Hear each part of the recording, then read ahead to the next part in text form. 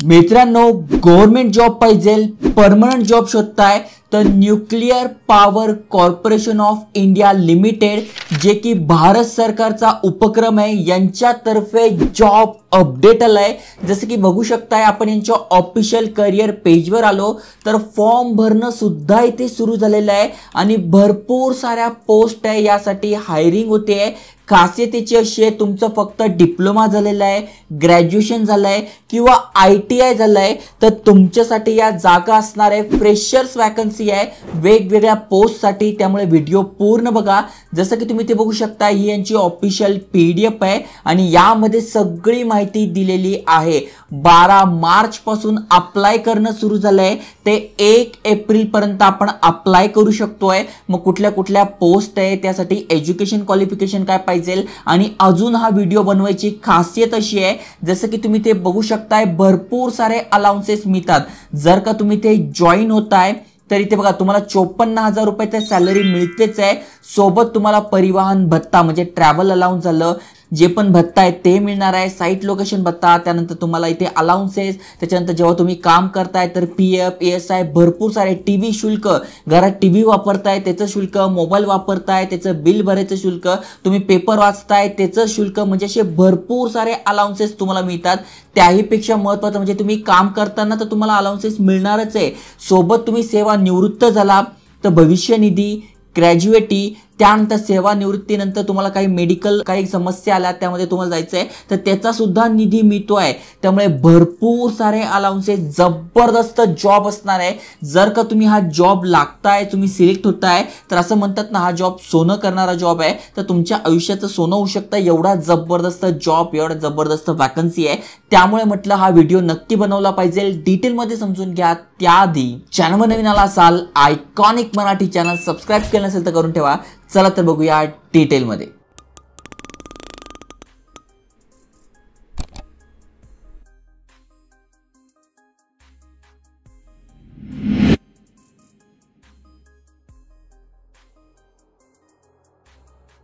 तर मित्रांनो, ही यांची ऑफिशियल वेबसाईट आहे, यावर सगळी माहिती तुम्हाला दिसून जाईल आणि डिटेलमध्ये तुम्हाला समजून सांगतोय। ही बघा, ही यांची PDF आहे। ओके, जसं मी तुम्हाला सांगितलं बघा, या ठिकाणासाठी ही भरती सुरू झालेली आहे।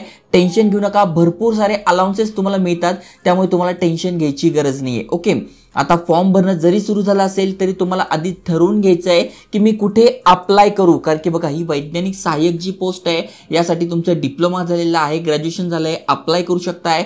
या ज्या ग्रेड 1च्या पोस्ट आहे त्यासाठी तुमचं ITI झालंय, त्यासाठी अप्लाय करू शकताय। आणि तुम्ही बघा सगळ्या फ्रेशर्स वॅकन्सी आहे इथे बघा, याच्यासाठी 45 जागा आहे, यासाठी 82 जागा आहे, यासाठी 226 जागा आहे, पुन्हा 22 जागा आहे, 4 जागा आहे, त्यामुळे भरपूर साऱ्या पोस्ट असणार आहे। खाली स्क्रोल केल्यानंतर तुम्हाला इथे बघा जागा आणि त्यासाठी कुठलं ट्रेड पाहिजे ते तुम्हाला दिसून जाईल। जसं की वैज्ञानिक सहाय्यक B साठी आपण अप्लाय करतोय, तर तुम्ही ते बघू शकताय। कम्प्युटर तुमचं झालेलं आहे, सिव्हिल तुमचं झालंय, इलेक्ट्रॉनिक्स झालेलं आहे, मापन यंत्र झालंय, इलेक्ट्रिकल झालंय, यांत्रिकी झालेलं आहे, हिंदीमध्ये PDF आहे, त्यामुळे असे नावं तुम्हाला दिसायला मिळतील। 45 जागा आहे एकूण। ओके, त्याच्यानंतर श्रेणी 1 साठी तुम्ही बघू शकताय BSc रसायन यंत्र, BSc भौतिकशास्त्र, इलेक्ट्रॉनिक्स, मापन यंत्र, इलेक्ट्रिकल आणि यांत्रिकी, यासाठी 82 जागा आहे।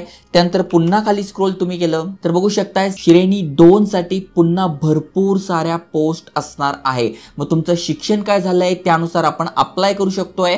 खाली डिटेलमध्ये क्रायटेरिया दिलेला आहे, जसं की बघा वैज्ञानिक सहाय्यक B साठी आपण अप्लाय करतोय, मग आपलं शिक्षण काय पाहिजे, तुम्हाला पाहिजे तर इथे तुम्ही इंग्लिशमध्ये पण समजू शकता, कारण की अनेकांना हिंदी भाषा समजत नाही। जसं की बघा सायंटिफिक असिस्टंट B साठी आपण अप्लाय करतो, तो डिप्लोमा झालाय तुमच्या रिलेव्हंट मध्ये, इंजिनिअरिंग झालंय जसं की civil, electrical, mechanical, electronics with 60% म्हणजे मिनिमम 60% मार्क तुम्हाला पडले आहे, और BSc कम्प्युटर सायन्स तुमचं झालंय तर तुम्ही अप्लाय करू शकताय। 18 ते 30 वय आहे, वयामध्ये सुद्धा सूट आहे जर का तुम्ही कॅटेगरीत नसाल।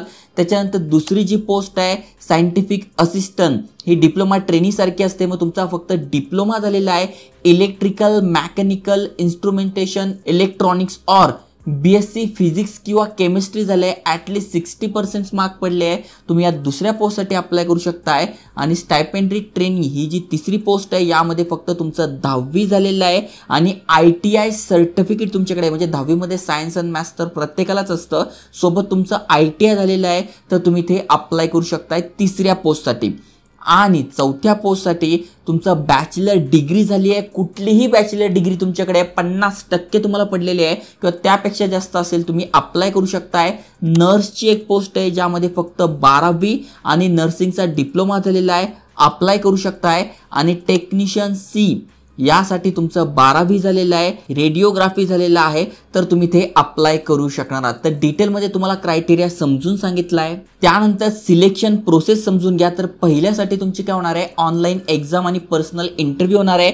तुम्हाला जर याचा अभ्यास करायचा असेल तर इथे बघा प्रॉडक्ट लिस्टमध्ये मी तुम्हाला बुक टाकून देईल, त्यानुसार तुम्ही अभ्यास करू शकताय. कुठल्या पोस्टसाठी कुठलं पुस्तक हे मी तुम्हाला इझिली टाकून देईल. तुम्ही इथून अभ्यास सुरू करून टाका, कारण की पोस्ट चांगली आहे, जॉब चांगला आहे, पेमेंट चांगला आहे आणि भरपूर सारे बेनिफिट आहे. त्यामुळे नक्की प्रयत्न केला पाहिजे. आणि या ठिकाणी अनेक जण अप्लाय करत नाही कारण की त्यांच्यापर्यंत ही माहितीच पोहोचत नाही. आता बघा ऑनलाईन एक्झाम आणि पर्सनल इंटरव्ह्यू फक्त, ओके, या दुसऱ्या पोस्टसाठी. त्याच्यानंतर ITI साठी तुम्ही अप्लाय करता ते त्यासाठी पण दिलं आहे. मग ऑनलाईन एक्झाम आणि ॲडव्हान्स टेस्ट, त्याच्यानंतर ऑनलाईन एक्झाम आणि स्किल्स टेस्ट, ओके, हे ITI साठी आहे. त्याच्यानंतर ग्रॅज्युएशनसाठी जे आहे त्याच्यासाठी फक्त ऑनलाईन एक्झाम आणि स्किल्स टेस्ट, नर्ससाठी ऑनलाईन एक्झाम स्किल्स टेस्ट. तर अशा प्रकारे तुमचं सिलेक्शन होणार आहे. तुम्हाला पाहिजे ते तुम्ही PDF मध्ये पुन्हा येऊ शकता आणि पूर्ण माहिती बघू शकताय की कुठली कुठली डिग्री काय काय लागणार आहे. या PDF ची लिंक मी तुम्हाला डिस्क्रिप्शनमध्ये टाकून देईल जेणेकरून तुम्हाला समजून जाईल. त्यानंतर इथे वेतन म्हणजे पेमेंट किती मिळणार आहे त्याच्याबद्दल पण डिटेलमध्ये माहिती दिली आहे. इथे बघा पेमेंट तुम्हाला दिसून जाईल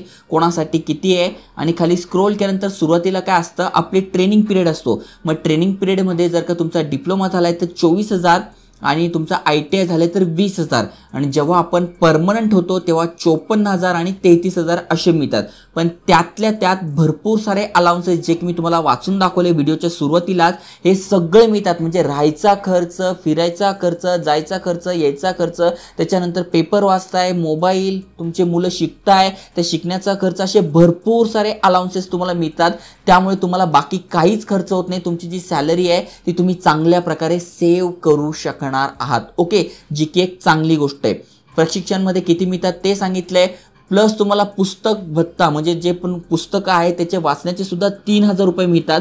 त्यामुळे सॅलरी आणि बेनिफिट जबरदस्त तुम्हाला इथे मिळतात. आता वयामध्ये मी तुम्हाला सूट सांगितली होती. मग तुम्ही OBC मधून असाल तर 3 वर्षाची सूट आहे, SC ST मधून 5 वर्षाची सूट आहे. बाकी पण तुम्ही असाल कॅटेगरीतनं तर तुम्ही इथे बघू शकताय तुमच्यासाठी पण इथे वयामध्ये सूट दिली आहे. त्यामुळे तुमचा जो एज क्रायटेरिया आहे तो अजून वाढून जातो आणि तुम्ही ते अप्लाय करण्यासाठी पात्र होता. चयन प्रक्रिया म्हणजे सिलेक्शन प्रोसेस कशी आहे ती पण तुम्हाला समजून सांगितलं आहे.